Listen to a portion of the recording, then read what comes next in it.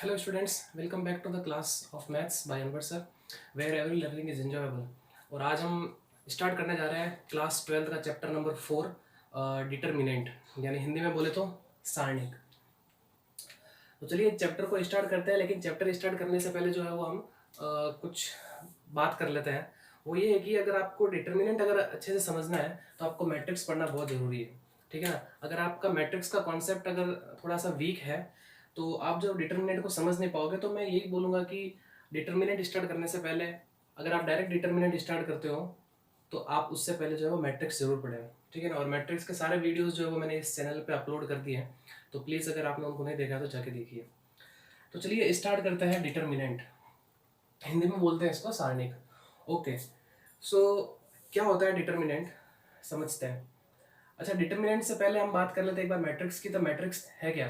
तो मैट्रिक्स को हमने पढ़ा था कि basically it is a rectangular array या अरेंजमेंट ऑफ नंबर्स या जो क्या बोलते हैं अपन फंक्शन, ठीक है। वो क्या था, एक रेक्टेंगुलर अरेंजमेंट था, ठीक है ना, जिसमें हम जो है वो नंबर्स और जो भी फंक्शन है उसको जो है वो अंदर लिखते थे, और उसका तरीका भी समझा था कि कैसे लिखते हैं वगैरह वगैरह जो भी है, ठीक है। अब बात करते हैं कि डिटर्मिनेंट क्या है। सो जो डिटर्मिनेंट है, डिटर्मिनेंट जो चीज़ है वो बेसिकली निकल के आई है मैट्रिक्स से ही, ठीक है ना। लेकिन हम जो डिटर्मिनेंट में पढ़ेंगे वो ओनली फॉर पढ़ेंगे स्क्वायर मैट्रिक्स को, ठीक है ना। स्क्वायर मैट्रिक्स के लिए भी मैंने बता दिया था कि जिसमें नंबर ऑफ रोज और नंबर ऑफ कॉलम सेम होते हैं उसको अपन बोलते हैं क्या, स्क्वायर मैट्रिक्स। तो डिटर्मिनेंट के अंदर जो हम पढ़ने वाले हैं वो सिर्फ और सिर्फ हम स्क्वायर मैट्रिक्स के बारे में ही पढ़ेंगे। और डिटर्मिनेंट भी जो निकल के आता है वो किससे निकल के आता है, वो स्क्वायर मैट्रिक्स से ही निकल के आता है।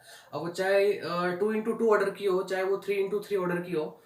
तो मैं आपको एक चीज़ ये भी बता दूं कि जो आरबीएसई हो, चाहे सीबीएसई हो, चाहे कैसा भी बोर्ड हो, है ना, चाहे इवन अगर आईआईटी हो, तो उसमें भी जो डिटर्मिनेंट है वो 3x3 ऑर्डर और 2x2 ऑर्डर के ही है, ठीक है ना। तो हमको जो है वो 2x2 ऑर्डर और 3x3 ऑर्डर के ही मैट्रिक्स के बारे में पढ़ना है इस चैप्टर के अंदर, ठीक है ना। तो अब स्टार्ट करते हैं कि डिटर्मिनेंट की डेफिनेशन क्या निकल के आती है। तो जो भी स्क्वायर मैट्रिक्स है, अगर हम उसको किसी एक नंबर से एसोसिएटेड कर दे, यानी कि किसी एक संख्या से एसोसिएट कर दे, लिंक कर दे उस नंबर को, सॉरी उस मैट्रिक्स को, तो उसको हम बोलते हैं क्या, डिटर्मिनेंट।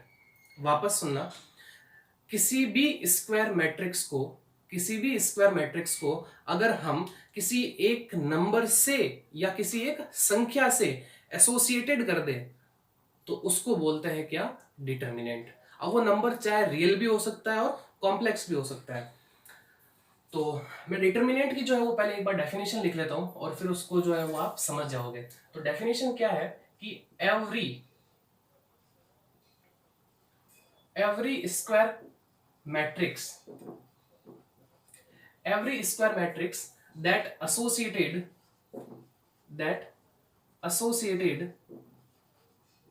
to a number, वो नंबर आपका क्या हो सकता है, कुछ भी हो सकता है ना, रियल हो सकता है, कॉम्प्लेक्स हो सकता है, ठीक है ना। To a number which is known as its determinant,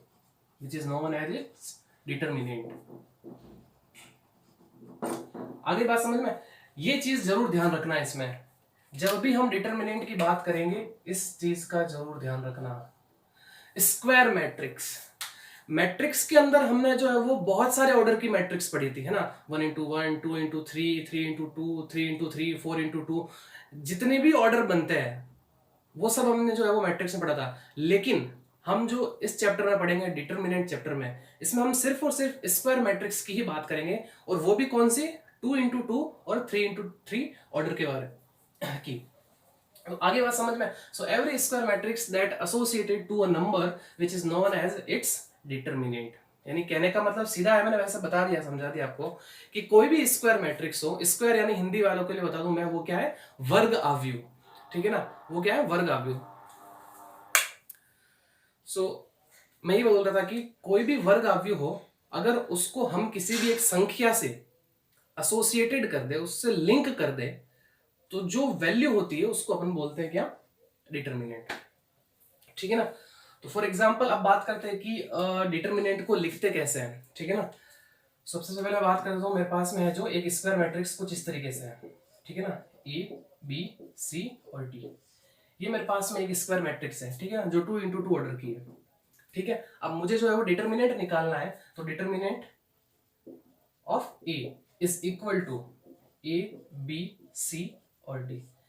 ध्यान रखना, जो हम मैट्रिक्स को जो रिप्रेजेंट करते थे वो इस ऐसे ब्रैकेट के अंदर जो है वो इसको रिप्रेजेंट करते थे, लेकिन हम जब डिटर्मिनेंट की बात करेंगे, जब हम मैट्रिक्स के डिटर्मिनेंट को निकालने की बात करेंगे, तब हम उनको जो है वो दो बार्स से, है ना, दो बार्स, दो वर्टिकल लाइन से जो है वो हम डिनोट करते हैं। बस ये इनमें जो है वो फर्क है बस, ठीक है ना, लिखने का। अब बात करते हैं कि अगर ये कोई एक नंबर निकल के आ जाए, ये कोई एक नंबर निकल के आ जाए, या हम बोल दे कि इस वही सिंपल से है ना, कि मैंने ये बताया डेफिनेशन के अंदर कि इस मैट्रिक्स को हम क्या करें, किसी एक नंबर से एसोसिएट जो है वो इसको एसोसिएट कर दें, तो इसको बोलते हैं हम डिटर्मिनेंट। तो अब देखो इसको सॉल्व कैसे करते हैं, ठीक है ना। वैसे इसका मेथड है ना, 2x2 का भी जो है वो मेथड है, 3x3 मैट्रिक्स से डिटर्मिनेंट फाइंड करने का वो भी मेथड है, ठीक है ना। तो अगर ये कोई एक रियल या क्या बोलते हैं कॉम्प्लेक्स नंबर निकल के आ जाता है, तो उसको हम बोलते हैं क्या, इस मैट्रिक्स का डिटर्मिनेंट। रियल यानी वास्तविक, कॉम्प्लेक्स यानी सम्मिश्र, ठीक है ना, वास्तविक संख्या या सम्मिश्र संख्या, ठीक है ना। ओके, सो अब बात करते हैं कि डिटर्मिनेंट को लिखने के जो सिंबल है वो क्या क्या है। इसको हम जो है वो इससे भी लिखते हैं ना, जैसे कि डिटर्मिनेंट ऑफ ए, या हम इसको डेल्टा से भी लिखते हैं, या हम इसको जो है वो ऐसे भी लिखते हैं। अब यहाँ पे कई बच्चों के कंफ्यूज हो सकता है कि क्या सर ये मॉडुलस है क्या। जी नहीं, ये मॉडुलस नहीं है, पहले ही बता देता हूं, ये मॉडुलस नहीं है, ये डिटर्मिनेंट को लिखने का सिंबल है। जैसे मैं इसको लिख रहा हूं, इस जो है वो इस मैट्रिक्स से डिटर्मिनेंट को लिख रहा हूं मैं इस तरीके से जो है वो मैं इस ए को भी रिप्रेजेंट करने का तरीका है, ठीक है ना।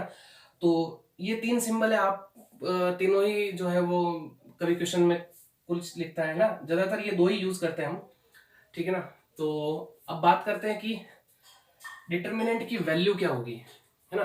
This the value of determinant, है ना, चाहे अगर वो फर्स्ट ऑर्डर का हो या वो सेकेंड ऑर्डर का। एक तरह से बात करें तो फर्स्ट ऑर्डर भी क्या है, वो भी एक स्क्वायर मैट्रिक्स ही है, बस उसमें क्या होगा, एक एलिमेंट होगा ना, 1x1, 2x2, 3x3। Square matrix मैंने बता ही दिया है, number of rows equal to number of column, पंक्तियों की संख्या बराबर स्तंभों की संख्या, वो अवयव जो होता है वो होता है क्या, वर्ग अवयव। चलिए, सो अब बात करते हैं कि डिटर्मिनेंट की वैल्यू कैसे निकालते हैं। तो ये अगर आपको नोट करना है तो फटाफट नोट कर लो, फिर हम आगे बढ़ते हैं।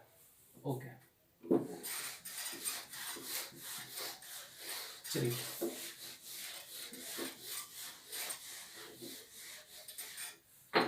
सो अब बात करते हैं हम वैल्यू ऑफ डिटर्मिनेंट।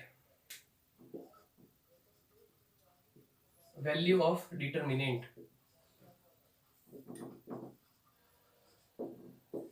यानी कि सारणिक का मान, सारणिक का मान क्या होगा, ठीक है। तो वैसे मैंने आपको बता ही दिया कि आपके सिलेबस में जो 2x2 और 3x3 का ही है, तो लेकिन फिर भी हम बात कर लेते हैं एक बार की 1x1 या फर्स्ट ऑर्डर जिसको हम बोलेंगे, ठीक है ना। सो वैल्यू ऑफ, सबसे पहले बात करें डिटर्मिनेंट की, किसके लिए, फर्स्ट ऑर्डर की, है ना, या एक क्रम की अवयव जो भी है ना, एक क्रम की अवयव जो है उसके लिए क्या होगा। तो देखिए, मान लो मेरे पास में कोई एक एलिमेंट है इस तरीके से 4, ठीक है। तो इसकी जो वैल्यू होगी, इसकी जो डिटर्मिनेंट की वैल्यू होगी, वो उसको हम ऐसे लिखेंगे, डिटर्मिनेंट ए 4, और वो क्या निकल के आएगी 4। ये इसकी क्या होगी, वैल्यू होगी। फर्स्ट ऑर्डर की जो मैट्रिक्स होती है उसके जो डिटर्मिनेंट की वैल्यू होती है वो वही होती है जो इसके अंदर जो एलिमेंट होता है, एज सिंपल एज, ठीक है ना। नेक्स्ट बात करें, अगर मान लो कुछ इस तरीके से अगर लिखा हुआ होता, अगर कुछ इस तरीके से लिखा हुआ होता, तो इसके देखो डिटर्मिनेंट की वैल्यू क्या होगी। अब कहीं बच्चे अगर इसको मॉडुलस मान के अगर ये फोर कर देंगे तो गलत हो जाएगा, मैं पहले बता रहा हूं, मैंने पहले ही बता दिया कि ये मॉडुलस नहीं है, ठीक है ना। मैंने यही चीज बताई थी कि जो वन ऑर्डर वन की आपके पास में मैट्रिक्स है, उसकी डिटर्मिनेंट की वैल्यू वही होती है जो वो एलिमेंट की वैल्यू होती है बस। तो इसका मतलब इसकी वैल्यू क्या होगी, -4 होगी। क्लियर। सो 1 × 1 ऑर्डर की मैट्रिक्स का जो है वो डिटर्मिनेंट हम ऐसे ही फाइंड करते हैं। क्लियर।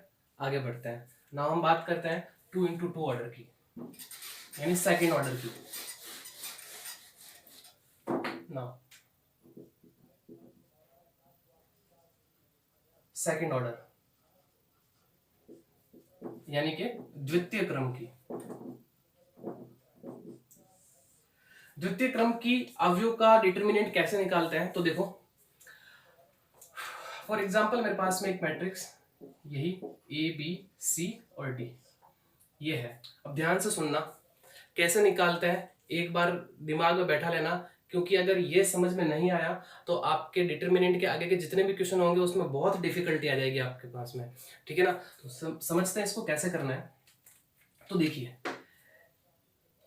क्रॉस मल्टीप्लीकेशन करना है, यानी ए को डी से करते, तो पहले मैं इसको लिख लेता हूं एक बार है डिटर्मिनेंट की फॉर्म में। चलिए ठीक है ना। सो ए बी सी डी, ये मैंने इसका डिटर्मिनेंट लिख लिया इस तरीके से। अब आपको करना क्या है कि इसको क्रॉस मल्टीप्लाई करना है, यानी ए को डी से मल्टीप्लाई करना है, और फिर मैं कर लेता हूँ एक बार है ना, ये ए डी। अब फिर उसको आपको क्या करना है, सी को डी से मल्टीप्लाई करना है ना, सी को डी से मल्टीप्लाई करना है, सॉरी बी से मल्टीप्लाई करना है, सी को बी से मल्टीप्लाई करना है, और बीच में साइन कौन सा लगा देना है, माइनस का। ठीक है, सिंपल है। वापस देखो एक बार, क्रॉस मल्टीप्लाई करना है, सबसे पहले आपको ए को डी से मल्टीप्लाई करना है ना, फर्स्ट यहीं से स्टार्ट हो रहा है तो आप यहीं से स्टार्ट करो। ठीक है ना। ए को डी से मल्टीप्लाई किया, माइनस सी को बी से मल्टीप्लाई, ये डिटर्मिनेंट निकालने का रूल है।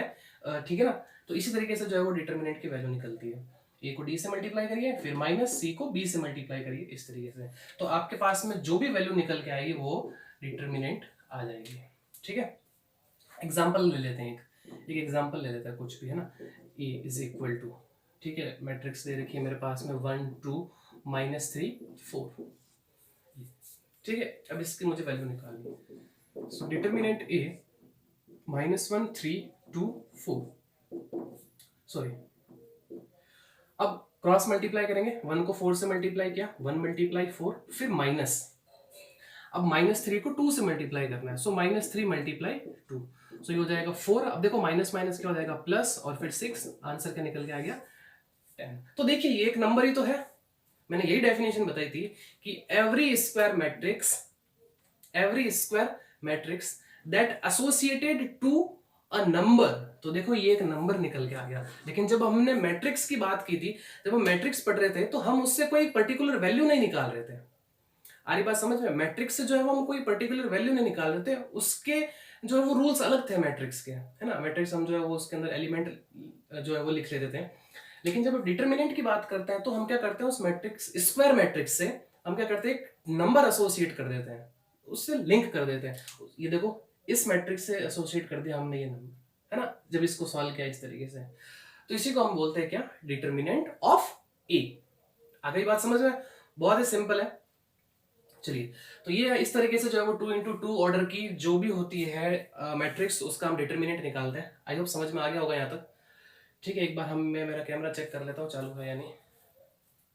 ओके, चलिए, तो अब आगे बढ़ते हैं हम 3 × 3 ऑर्डर की मैट्रिक्स की जो है वो हम डिटर्मिनेंट की वैल्यू कैसे निकालते हैं। Okay,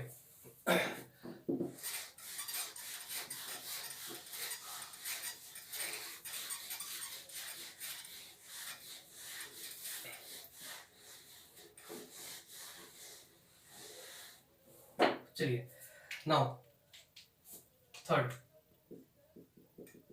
value of determinant of third order, तृतीय क्रम। ठीक है ना। तृतीय क्रम की अवयव का जो है वो हम डिटर्मिनेंट की वैल्यू कैसे निकालेंगे। सो चलिए स्टार्ट करते हैं। फॉर एग्जांपल मेरे पास में एक मैट्रिक्स है, ठीक है ना, 3 × 3 की। सीधा एग्जांपल ही ले लूं मैं, हाँ, एग्जांपल ले लो जिसे समझ लेना। ठीक है ना, मैं डायरेक्टली जो है वो एग्जांपल ही ले रहा हूँ, कैसे करेंगे वो फिर आप सीख लेना। ठीक है ना, एक आप प्रैक्टिस करोगे तो आपको जो है वो समझ में आ जाएगी कि 3 × 3 का कैसे निकालते हैं। बस ये कि ध्यान से देखना, अब ध्यान से देखना, मैं जो है वो यहाँ पे 3x3 ऑर्डर की एक मैट्रिक्स लिख देता हूँ, फॉर एग्जांपल कुछ भी लिख देता हूँ, है ना, 1 2 3, है ना, -3 4 5 -2 1 0।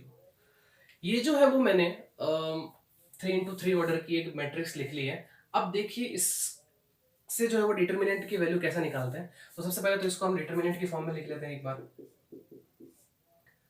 1 -3 -2 2 4 1 3 5 0। क्लियर? यहां तक समझ में आ गया? यहां तक क्लियर है? अब ध्यान से देखना, अब इस 3x3 ऑर्डर की जो मैट्रिक्स होती है, अब हम क्या कर रहे हैं, इसके डिटर्मिनेंट निकालने जा रहे हैं, यानी इसको हम क्या करने जा रहे हैं, ओपन करने जा रहे हैं, या इसको हम एक्सपांड करने जा रहे हैं, ठीक है ना, इसका प्रसार करने जा रहे हैं, एक्सपांड यानी प्रसार, खोलने जा रहे हैं इस जो है वो डिटर्मिनेंट को। तो देखिए कैसे करना है।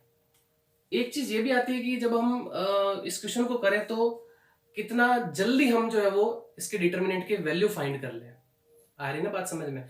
कितने जल्दी जो है वो हम इस डिटर्मिनेंट की वैल्यू फाइंड कर ले। तो उसके लिए मैं आपको एक बता दूं कि अगर आपको, सबसे पहले तो मैं ये बताना चाहूंगा कि अगर आपको किसी भी 3x3 ऑर्डर की डिटर्मिनेंट की वैल्यू अगर आपको फाइंड करनी है, तो आप इस डिटर्मिनेंट को एक्सपेंड करना चाहोगे, तो चाहे वो आप उसको रो के अलोंग एक्सपेंड करो, चाहे आप उसको कॉलम, किसी भी कॉलम के जो है अलोंग आप इसको एक्सपेंड करो, आपका आंसर जो है वो सेम आएगा। क्या बोला मैंने? आप इस मैट्रिक्स या सॉरी हाँ, इस मैट्रिक्स का जब आप डिटरमिनेंट फाइंड करने जाओगे तो इसका एक्सपेंड जो है वो आप किसी भी रो के अलोंग करो, चाहे आप किसी भी कॉलम के अलोंग करो, आपका आंसर जो है वो सेम आने वाला है। अभी हम देखते हैं कैसे। चलिए, तो देखो इसको एक्सपेंड करने का रूल क्या है, ठीक है ना, समझते हैं इसको। सो डिटरमिनेंट ए, सबसे पहले मैं इसको देखो एक्सपेंड कर रहा हूं किसके अलोंग, किसके अलोंग, R1 के अलोंग, ठीक है ना, जो रो 1 है उसके अलोंग जो है वो मैं इसको क्या करने जा रहा हूँ, एक्सपेंड करने जा रहा हूँ। फिर एक बार मैं इसको जो है वो कॉलम के अलोंग भी करूंगा, और उसके बाद मैं ये आपको बताऊंगा कि कहां से डिटरमिनेंट, मतलब किस तरीके से एक्सपेंड करने से डिटरमिनेंट की वैल्यू जो है वो जल्दी आ सकती है। क्लियर? ओके, चलिए मैं यहाँ पे जो है ना एक एलिमेंट चेंज कर देता हूँ, मैं यहाँ पे 0 लिख लेता हूँ, ठीक है ना। ओके, ये बस ये कुछ नहीं है, कुछ भी ले सकते हो, ठीक है ना, मैंने इसलिए ये लिया है ताकि मैं आपको कुछ आगे बता सकूंगा, ठीक है ना, समझा सकूंगा थोड़ा इजी से। तो देखो इसका कैसे निकालते हैं। सबसे पहले जो है वो मैं इसको R1 के अलोंग इसको एक्सपेंड कर रहा हूँ, तो सबसे पहले मैं 1 लूंगा, ठीक है ना, आपको भी ऐसे करना है। फर्स्ट एलिमेंट लिया, उसके बाद में ध्यान से देखना, जिस रो और कॉलम में ये एलिमेंट आ रहा है उसको आप एलिमिनेट कर दो, यानी ये 1 जो है वो एक तो इस रो में आ रहा है और ये जो है वो इस कॉलम में आ रहा है, तो इसको आप एलिमिनेट कर दो। तो आपको क्या चीज दिख रही है यहाँ पे, देखो इसको हटा दो, है ना, ये आपको क्या दिख रहा है, देखो 4 5 0 0, तो आपको जो है वो इस तरीके से लिख देना है इसको 4 5 0 0। क्लियर? अब उसके बाद में आपको लिखना है 2 को, सो ये लिखा मैंने यहाँ पे 2। फिर इसी तरीके से आप देखो, जब ये 2 कौन से रो और कौन से कॉलम में आ रहा है उसको एलिमिनेट कर दो। तो देखिए ये जो 2 है, ये जो 2 है वो एक तो इस रो में आ रहा है और इस कॉलम के अंदर आ रहा है। तो देखिए अब क्या क्या बच गया आपके पास में, -3 5 -2 और 0। इसको मैं हटा देता हूँ यहाँ से, है ना, इसको हटा देता हूँ, इसको हटा देता हूँ, अब आपको कंफ्यूजिंग नहीं होगा यहाँ पे ज़्यादा, है ना। ये देखो, तो अब ये इस रो और इस कॉलम में आ रहा है, तो देखो क्या क्या बच गया, -3 -2 5 और 0, -3 -2 5 एंड 0। इसी तरीके से हम 3 की बात करेंगे, तो 3 देखिए इस रो में आ रहा है और इस कॉलम में आ रहा है, तो पीछे बचे मेरे पास में ये एलिमेंट, तो क्या रहेगा, देखो -3 -2 4 और 0। क्लियर है यहाँ तक? ओके, अब बात करते हैं, यहाँ पे मैंने कुछ गैप छोड़ा है, वो क्या है, आपको दिमाग में रखना है इस चीज को। हमेशा किसी भी डिटर्मिनेंट को हम ओपन करेंगे तो यहां क्या चीज दिमाग में रखनी है, पहले तो आपको पॉजिटिव, फिर निगेटिव और फिर पॉजिटिव, इनके बीच में जो है वो ये सिंबल आता है।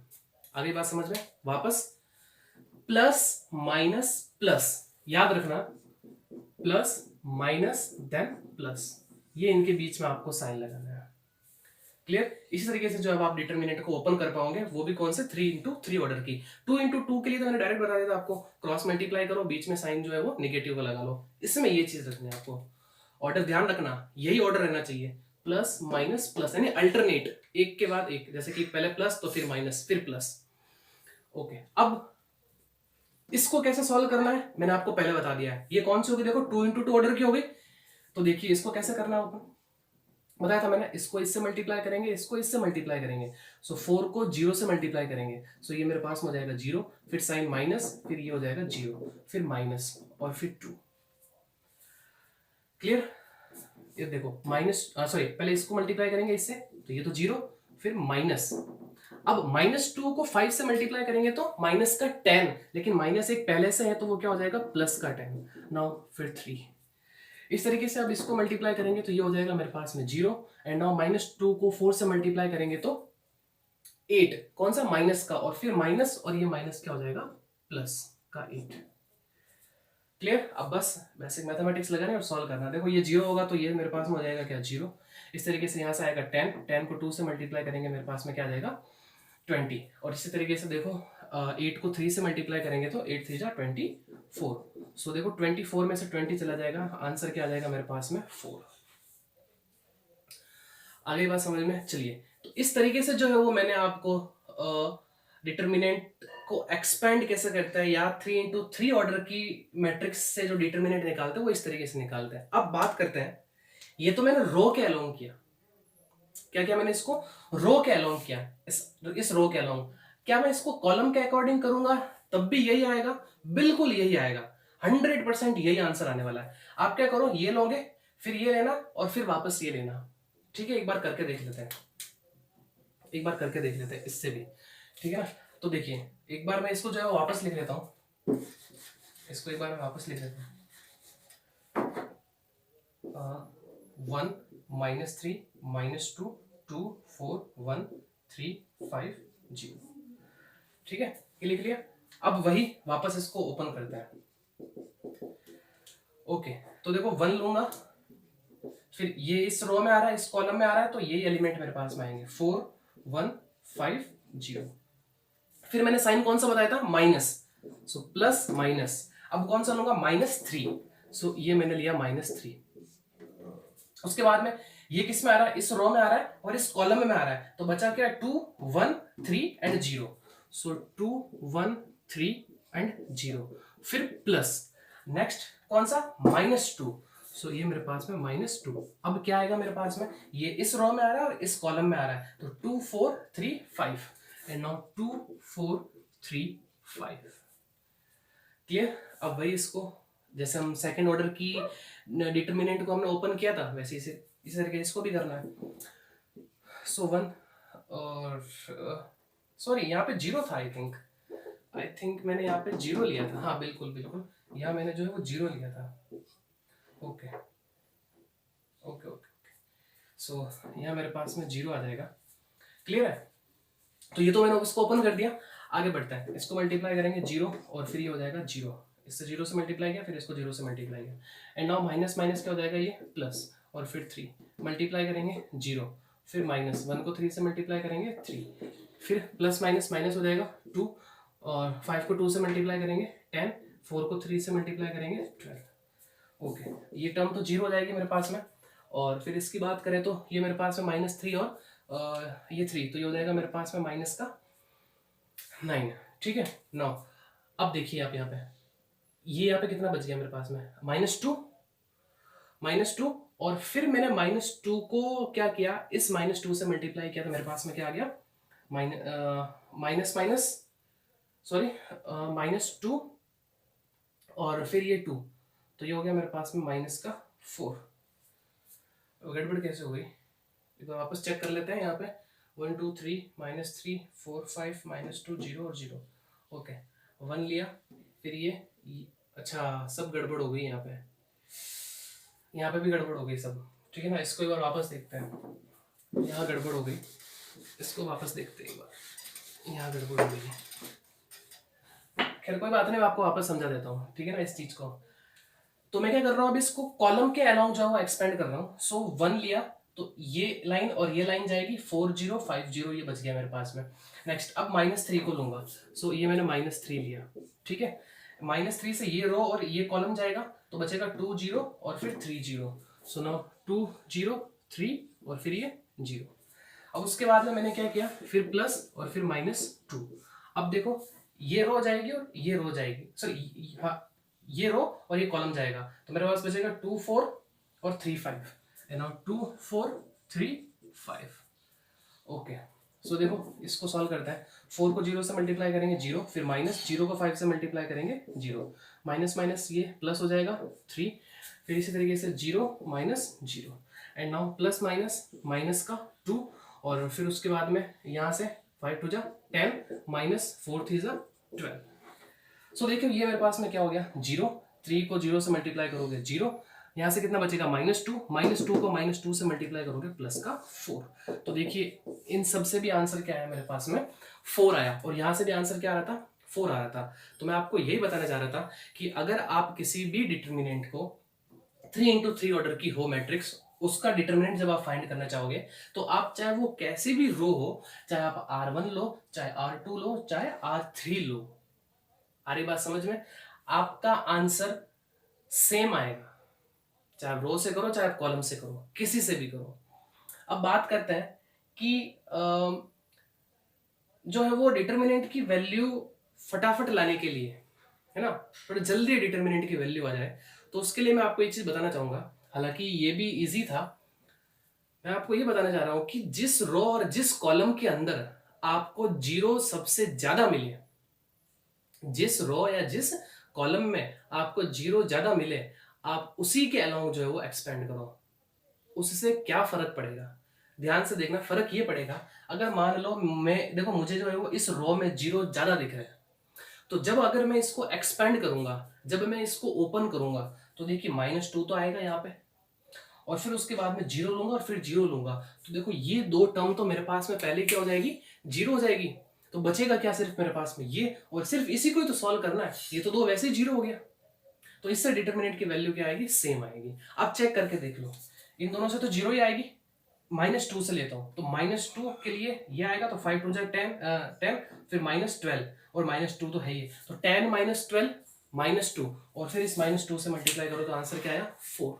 आगे बात समझ में, तो 3x3 ऑर्डर की मैट्रिक्स का जो वैल्यू निकालते हैं डिटर्मिनेंट की, वो इसी तरीके से निकालते हैं। आई होप आपको बहुत अच्छे से समझ में आया होगा, ठीक है ना। तो फटाफट जो है वो इस चीज को नोट करो, फिर हम जो है वो आगे बढ़ते हैं, ठीक है। सो स्टूडेंट्स, आपको डिटर्मिनेंट समझ में आया होगा, ठीक है ना, क्या होता है डिटर्मिनेंट, ठीक है ना। और डिटर्मिनेंट को मैंने आपको बता ही दिया है कि सिर्फ और सिर्फ स्क्वायर मैट्रिक्स से ही डिटर्मिनेंट निकलता है, ठीक है ना। और अगर हम बात करें अब कि क्या डिफरेंस है मैट्रिक्स और डिटर्मिनेंट के बीच में, तो मैं आपको बता दूं मैट्रिक्स और डिटर्मिनेंट के बीच में क्या डिफरेंस है। सबसे पहले बात करते हैं मैट्रिक्स की, तो मैट्रिक्स के अंदर जो ऑर्डर होता है वो कुछ भी हो सकता है, मैंने पहले बता दिया मैट्रिक्स के अंदर ऑर्डर जो है वो कुछ भी हो सकता है, लेकिन हम बात करें डिटर्मिनेंट की, तो डिटर्मिनेंट सिर्फ और सिर्फ स्क्वायर मैट्रिक्स का ही निकलता है, यानी जिसमें नंबर ऑफ कॉलम और नंबर ऑफ रोज क्या हो, सेम हो। मैंने आपको बता दिया कि अपने सिलेबस में सिर्फ 2x2 और 3x3 ऑर्डर की मैट्रिक्स के बारे में बात करनी है। और सेकंड डिफरेंस, फर्स्ट डिफरेंस तो ये हो गया ना, सेकंड डिफरेंस ये है कि मैट्रिक्स की कोई न्यूमेरिकल वैल्यू नहीं होती है, कोई संख्यात्मक मान नहीं होता है मैट्रिक्स का, जबकि डिटर्मिनेंट का कोई संख्यात्मक मान होता है, जो हमने अभी देखा है, ठीक है ना। जैसे कि हमने मैट्रिक्स से कोई पर्टिकुलर जो है वो वैल्यू जो हमने निकाली नहीं थी, ठीक है ना, उसके अपने रूल्स थे, ठीक है। डिटर्मिनेंट का जो है वो एक न्यूमेरिकल या संख्यात्मक वैल्यू जो है वो होती है। ओके, नाउ अब बात करते हैं थर्ड डिफरेंस क्या है। सिर्फ आप याद रखना है ना, ये दिमाग आप जो है वो आप दिमाग में याद रखना कि क्या डिफरेंस है दोनों के बीच में।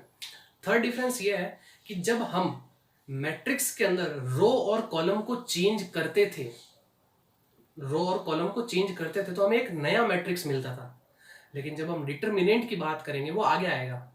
जब हम रो और कॉलम को चेंज करते हैं तो डिटर्मिनेंट की वैल्यू में कोई फर्क नहीं आता है, वैल्यू सेम आती है। जब हम रो और कॉलम को आपस में इंटरचेंज कर देते हैं तो वैल्यू क्या आती है, सेम आती है डिटर्मिनेंट के अंदर। तो ये तीन डिफरेंस थे मेन जो मैंने आपको बताया है।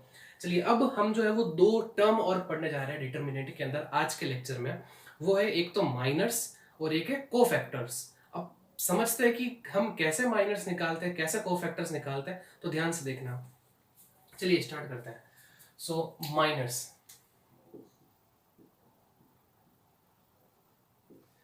माइनर्स हिंदी में बता दूं मैं, इसको बोलते हैं उपसारणिक। उपसारणिक, इसको हम एम से लिखते हैं, कैपिटल एम, है ना, इसको हम जो है वो एम से लिखते हैं। क्लियर है? ठीक है, ओके। अब बात करते हैं हम कि 2x2 ऑर्डर और 3x3 ऑर्डर के अंदर माइनस कैसे निकाले जाते हैं किसी भी एलिमेंट के। तो देखो फॉर एग्जांपल सबसे पहले 2x2 ऑर्डर की बात करता हूँ, तो ये मेरे पास में ए है और कोई मेरे पास में जो है वो डिटर, या पहले मैट्रिक्स की बात कर देता है। तो मैट्रिक्स है मेरे पास में ए बी सी डी ये, और इसका डिटर्मिनेंट ये है, ठीक है ना, ए बी सी और डी, ठीक है, ये इसका डिटर्मिनेंट है। अब मुझे क्या करना है, इस ए एलिमेंट का माइनर निकालना है, इस ए एलिमेंट का माइनर निकालना है। अगर मैं बात करूं कि ये टर्म जो है, ये एलिमेंट कौन सा है, तो आप बोलोगे कि सर A11 जो है वो क्या है मेरे पास में, ए है। A11 क्या है मेरे पास में, ए है। और अगर हम अब इसके माइनर की बात करेंगे तो उसको हम लिखेंगे कैसे, M11। यहां लिख लेता हूं मैं, A11 का जो माइनर होगा वो क्या होगा मेरे पास में, M11 होगा। अब ये कैसे निकालना है, तो ध्यान से देखो, जिस रो और जिस कॉलम के अंदर ये ए आ रहा है ना, या ए से जाने वाली रो और ए से जाने वाले कॉलम को हम अगर एलिमिनेट कर दें, तो पीछे डिटरमिनेंट में जो वैल्यू बचती है, या पीछे डिटरमिनेंट में जो भी वैल्यू बचती है, उसी को हम क्या बोलते हैं, उसका माइनर्स, उस एलिमेंट का माइनर। तो इसका माइनर क्या हुआ, डी। क्लियर है? ओके। अब बात करते हैं हम इस C के, तो देखो A12 क्या है मेरे पास में, वो है मेरे पास में C। तो बताइए M12 मेरे पास में क्या होगा, वो होगा मेरे पास में ये रो और ये कॉलम जाएगा, तो बचेगा मेरे पास में B। अब बात करते हैं हम A21 की, तो A21 ये है, तो वो मेरे पास में क्या है, B। और इसका माइनर क्या होगा, इसका माइनर होगा ये लाइन और ये लाइन जाएगी, तो उसका माइनर होगा क्या, C। अब बात करते हैं A22 की, तो इसका जो माइनर है वो मेरे पास में है, सॉरी A22, तो A22 है मेरे पास में क्या, D। और इसका जो माइनर है वो है मेरे पास में ये रो और ये कॉलम जाएगा, तो पीछे बचेगा A। तो इस तरीके से 2x2 ऑर्डर के जो है वो हम क्या निकालते हैं, माइनर्स निकालते हैं। आई होप समझ में आया होगा। ओके, ये नोट करिए, फिर हम आगे बढ़ते हैं। चलिए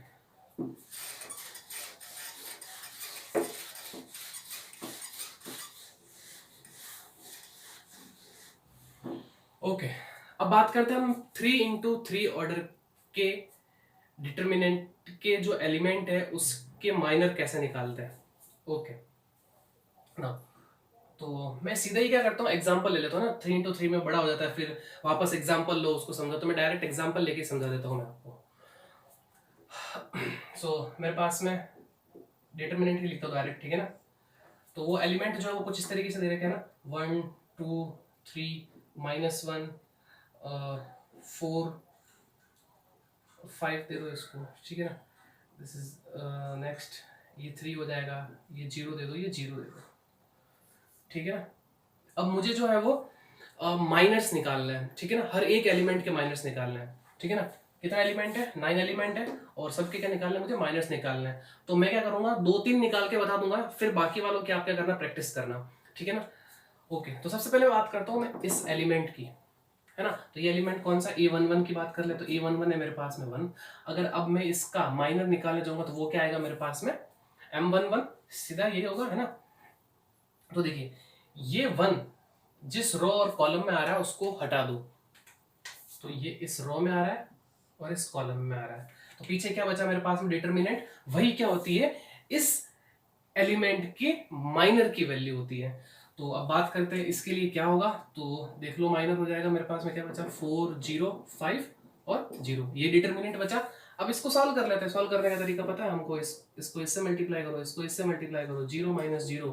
तो देखिए इसका जो माइनर निकल के आया इस एलिमेंट का, वो क्या है मेरे पास में, 0 है। क्लियर है? ओके, अब बात करते हैं A12 की। तो देखिए A12 वो मेरे पास में क्या है, 2 है, तो इसका माइनर जो है वो क्या होगा, M12 होगा। अब देखो ये जो 2 है वो इस रो में आ रहा है और इस कॉलम में आ रहा है, तो पीछे बचा क्या, -1 3 5 एंड 0, सो -1 3 5 और 0। अब इसको सॉल्व कर लेते हैं, तो देखिए ये हो जाएगा मेरे पास में 0, फिर माइनस और फिर 15, सो आंसर क्या आएगा मेरे पास में -15। अगली बात समझ में, तो इस तरीके से जो है वो हम जो है वो माइनर निकालते हैं, तो इस एलिमेंट का जो माइनर है वो क्या है मेरे पास में -15 है। ओके नाउ अब बात करते हैं A13 की। सो A13 मेरे पास में क्या है, 3 है। इसके माइनर की बात करेंगे तो वो होगा मेरे पास में M13। सो इसके लिए ये रो और ये लाइन जाएगी, तो देखो क्या बचेगा मेरे पास, -1 3 4 और 0, -1 3 4 एंड 0। सो चलिए अब वही वापस जो है वो मल्टीप्लाई करते हैं इसको, तो ये इससे मल्टीप्लाई होगा तो 0 हो जाएगा। डिटर्मिनेंट की वैल्यू फाइंड करते हैं, सो नाउ -12, सो ये आएगा -12। So this is -12। अगली बात समझ में, तो इसी तरीके से जो है वो हम माइनर्स निकालते हैं, ठीक है ना। A13 की बात की तो ये रो और ये लाइन चली गई और ये चीज बच गई मेरे पास में। अब बाकी वाले एलिमेंट की जो है वो माइनर्स आप निकालना, ठीक है ना। अगर मैं बात करूं इसके माइनर की, तो देखो ये रो और ये कॉलम जाएगा, फिर 2 और 0 3 और 0 0 बचेगा डिटरमिनेंट, है ना, ये तो बचेगा डिटरमिनेंट में, फिर इसको सॉल्व करना, आपके पास माइनस आ जाएगा। तो इसी तरीके से जो है वो माइनर्स निकाले जाते हैं किसी भी स्क्वायर मैट्रिक्स से, सॉरी हाँ, किसी भी स्क्वायर मैट्रिक्स के डिटरमिनेंट के। अगली बात समझ में, तो बाकी वालों के आप निकालना। तो आई थिंक ये आपको समझ में आ गया होगा, फटाफट ये नोट करिए। तो स्टूडेंट्स आगे बढ़ते हैं, अब हम पढ़ते हैं को फैक्टर्स के बारे में, ठीक है ना। तो क्या है को फैक्टर्स, माइनर पढ़ लिया, अब बात करते हैं को फैक्टर्स की, जिसको हम बोलते हैं हिंदी में सखंड। इसको हम बोलते हैं सखंड, और इसको लिखते हैं हम किससे, एफ से जो है रिप्रेजेंट करते हैं, ठीक है ना। तो कैसे को फैक्टर निकालते हैं, देखिए, तो फॉर्मूला याद रखना, Fij इज इक्वल टू -1 की पावर i प्लस जे और Mij। फॉर्मूला देख के बिल्कुल भी नहीं घबराना, ऐसा कुछ नहीं है इसके अंदर, है ना, ऐसा कुछ भी नहीं है, ठीक है ना। देखिए कैसे है, देखिए कैसे निकालना है। फॉर एग्जाम्पल मैं एक एग्जाम्पल लेता हूं, उससे समझते हैं।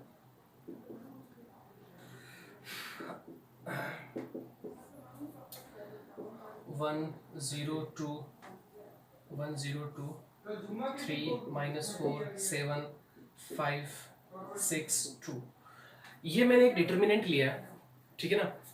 अब मुझे जो है वो इसके हर एक एलिमेंट का को फैक्टर निकालना है, हर एक एलिमेंट का को फैक्टर यानी सखंड मुझे निकालना है। तो कैसे निकालेंगे, तो ध्यान से देखना, माइनर तो निकालना आता है ना आपको, तो माइनर तो निकाल लेंगे यहाँ पे, है ना। अगर मैं बात करूं इसके माइनर की, तो एलिमेंट कौन सा, A11, तो इसका माइनर कौन सा होगा, M11, तो इसका को फैक्टर कौन सा होगा, F11, यही तो होगा, सिंपल सी बात है। इसकी बात करूं तो ये एलिमेंट कौन सा, A12, इसका माइनर क्या होगा, M12, तो इसका को फैक्टर क्या होगा, F12।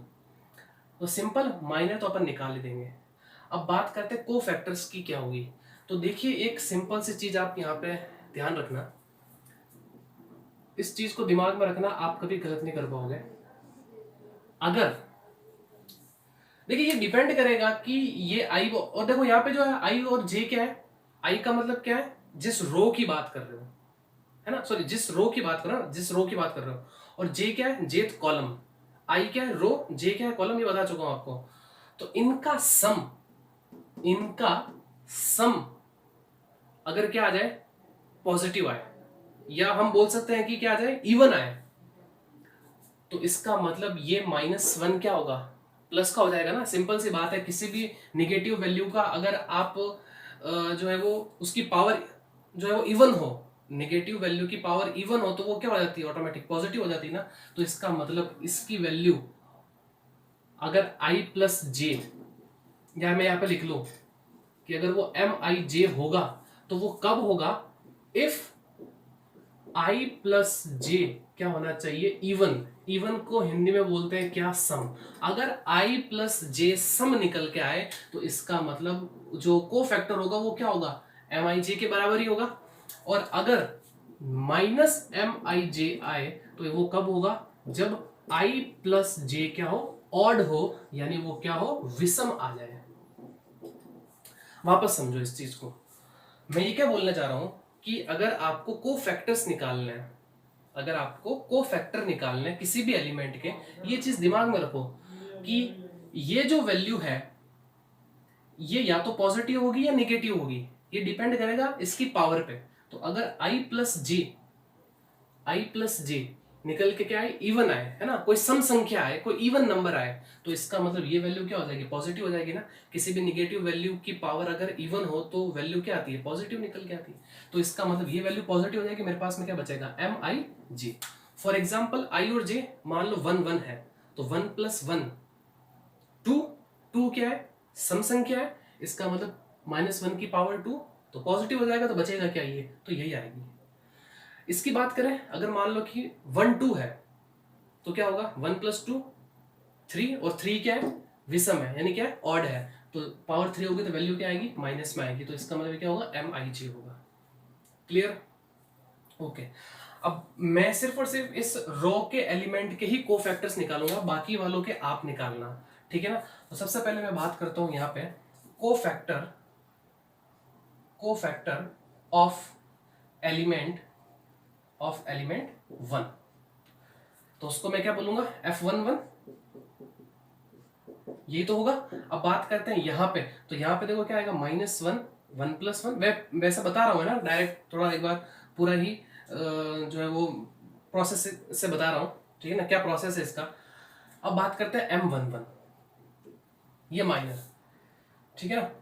अब M11 निकालने का तरीका मैंने आपको बताया था, अगर इस 1 एलिमेंट का मुझे माइनर निकालना है, M क्या है, माइनर, तो क्या करेंगे, ये लाइन और ये लाइन जाएगी, पीछे बचेंगे जो भी डिटरमिनेंट में जो भी एलिमेंट बचेंगे उसका अपन डिटरमिनेंट निकाल के वैल्यू निकाल लेंगे। तो ये मेरे पास में क्या होगा, देखो -1 की पावर 2, तो ये तो पॉजिटिव हो जाएगा। यहाँ से क्या बचेगा मेरे पास में, -4 6 7 और फिर 2, तो मल्टीप्लाई कर दो इसको इससे, तो कितना हो जाएगा, ये माइनस का 8, सो और फिर ये माइनस का 42, सो ये निकल के आगे कितना, -50। क्लियर, तो इसका कोफैक्टर क्या होगा, -50 होगा। अगली बात समझ में, एक और करते हैं, कोफैक्टर ना, कोफैक्टर ऑफ एलिमेंट 0, इसका तो वो कौन सा होगा, F12 होगा, और F12 है ना, तो -1 की पावर, देखो क्या होगी मेरे पास में, इवन हो गई ना, तो सॉरी ऑड हो गई ना, तो ऑड के लिए क्या आएगा मेरे पास में, साइन माइनस का आएगा, और ये इसके लिए क्या हो जाएगा, माइनर कौन सा, M12, तो माइनस तो इससे आ जाएगा। अब इसका माइनर निकालो, तो वो कैसे निकालेंगे, इसके लिए ये लाइन जाएगी और ये लाइन जाएगी, तो पीछे क्या बचेगा, 3 5 और 7 2, 3 5 7 और फिर 2, मल्टीप्लाई करेंगे इसको, तो ये कितना हो जाएगा, 3 2 जा 6, और फिर ये -35। अब इनको जो है वो कैलकुलेट कर लो, तो ये कितना आएगा मेरे पास में, -35 -6, तो माइनस का 29, सो 29 माइनस का और फिर माइनस और है, तो ये मेरे पास में कितना आएगा, +29। क्लियर है यहाँ तक। इसी तरीके से हम जो है वो कोफैक्टर्स निकाल सकते हैं ऑफ एलिमेंट 2, तो उसका कोफैक्टर क्या होगा, F13, सो ये देखो मेरे पास में क्या हुआ, मेरे 1 + 3, सो M13, सो ये तो देखो क्या होगा, इवन के लिए क्या करेंगे, हम उसको छोड़ देंगे, पॉजिटिव हो जाएगा, तो क्या बचेगा मेरे पास में, सिर्फ M13, और M13 कैसे निकालेंगे, ये लाइन और ये लाइन जाएगी, तो मेरे पास में बच जाएगा क्या, 3 5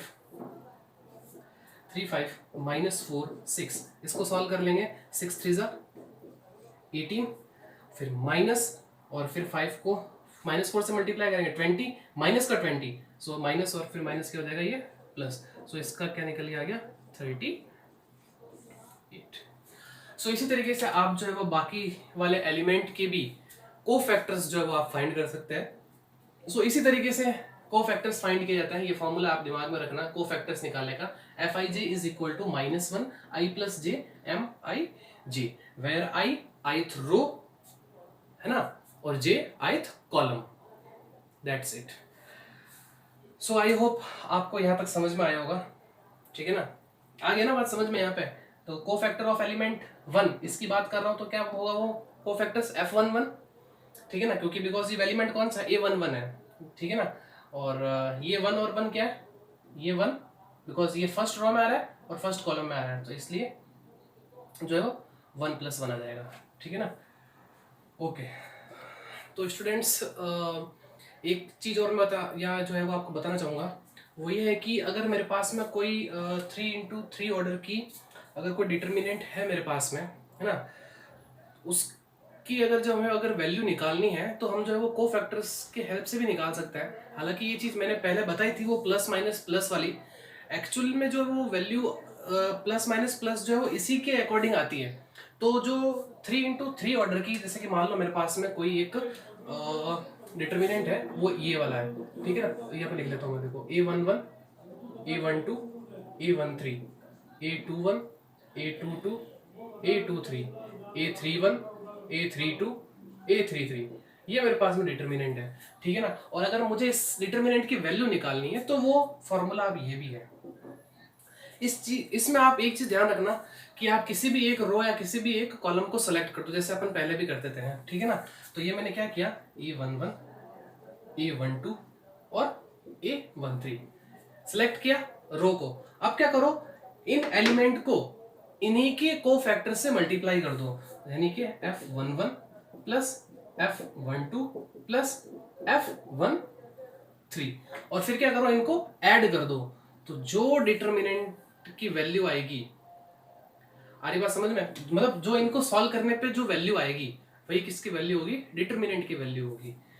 इसी तरीके से अगर मैं बात करूं तो इस कॉलम के बारे में, तो A11, A21 और A31, तो इनको क्या करो, इन्हीं के ही कोफैक्टर से मल्टीप्लाई कर दो, तो जो भी वैल्यू निकल के आएगी वो डिटर्मिनेंट की वैल्यू होगी, प्लस F31।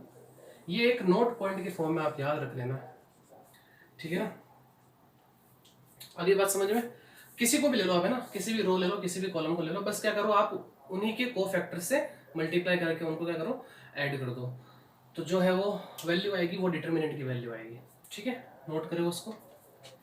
सो स्टूडेंट्स, आज की क्लास खत्म करने से पहले हम जो है वो 2 एग्जाम्पल सॉल्व करते हैं। सो चलिए फर्स्ट एग्जाम्पल पे, if this equal to this and this equal to this, then find x and y।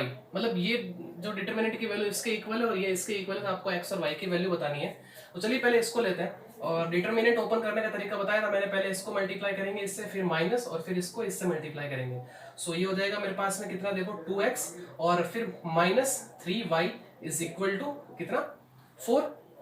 इसी तरीके से इसको भी मल्टीप्लाई करेंगे, 2x - 4y is equal to 7। अब इसको बाय एलिमिनेशन मेथड हम सॉल्व कर लेंगे। सो माइनस प्लस और फिर माइनस, ये कैंसिल आउट हो जाएगा, यहाँ से बचेगा y और फिर ये -3। सो y की वैल्यू क्या निकल के आई, -3। अब दोनों इक्वेशन में जो है किसी में भी पुट कर दो आप y की वैल्यू, आपके पास में x की वैल्यू आ जाएगी। सो मैं 1 में पुट कर देता हूँ, तो ये हो जाएगा 2x माइनस, और फिर ये माइनस हो जाएगा प्लस, 3 3 हो जाएगा 9 इज इक्वल टू 4, ये उधर जाएगा, तो मेरे पास में हो जाएगा ये -5, और x की वैल्यू क्या निकल के आई, -5/2। तो इसी तरीके से हमने जो है वो x और y की वैल्यू निकाल ली है।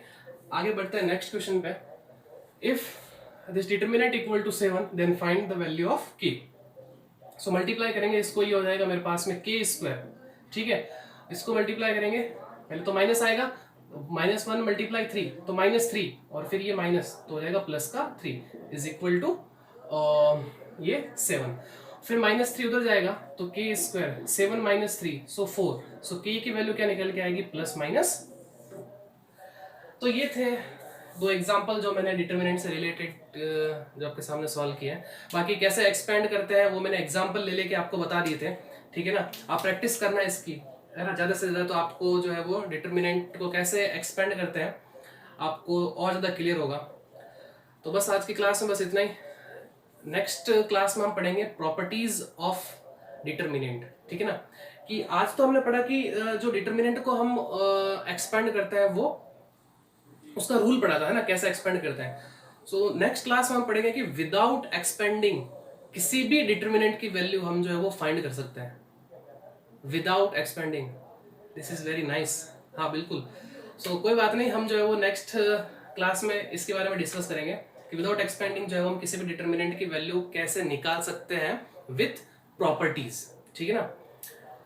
तो बस आज की क्लास में बस इतना ही। मिलते हैं नेक्स्ट वीडियो में। तब तक हंसते रहिए, मुस्कुराते रहिए, घर पे सुरक्षित रहिए और ऐसे ही बस मुझ पे सपोर्ट बनाए रखें और वीडियो को ज़्यादा से ज़्यादा लाइक करें, चैनल को ज़्यादा से ज़्यादा शेयर करें और सब्सक्राइब करें। ओके, तो मिलते हैं नेक्स्ट वीडियो में। तब तक गुड बाय।